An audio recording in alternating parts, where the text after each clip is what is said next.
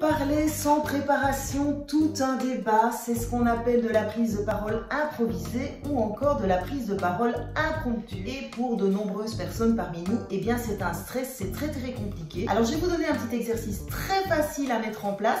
Ça se déroule en 2 étapes. Je vous explique tout de suite.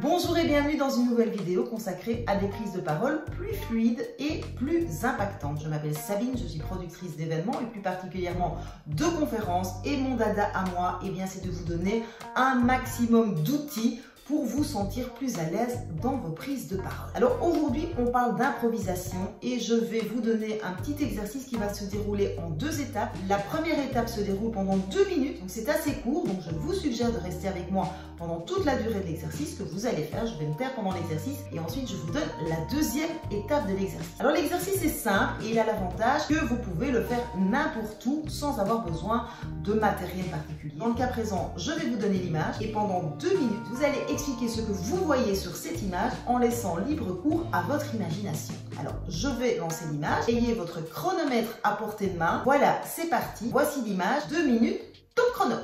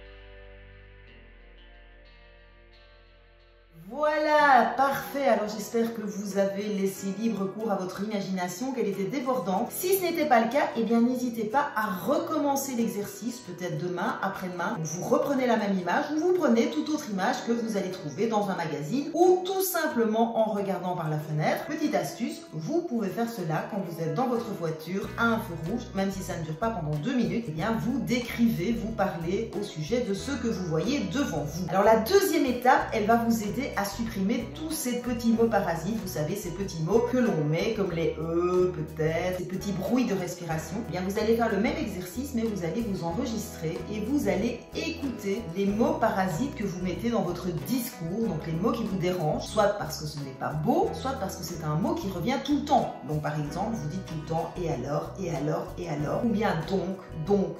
Voilà, c'est ce qu'on appelle les mots parasites. Et bien, la 2e partie de l'exercice consiste à écouter ces mots parasites, à les identifier et à vous en débarrasser en imaginant que vous fassiez l'exercice la première fois et que dans les 2 minutes vous entendiez 25 fois le son vous essayerez la prochaine fois de faire l'exercice en diminuant le nombre de Voilà, un exercice en 2 étapes. La première étape consiste à s'exprimer, à expliquer ce que l'on voit et la 2e étape consiste à supprimer un maximum de petits mots parasites.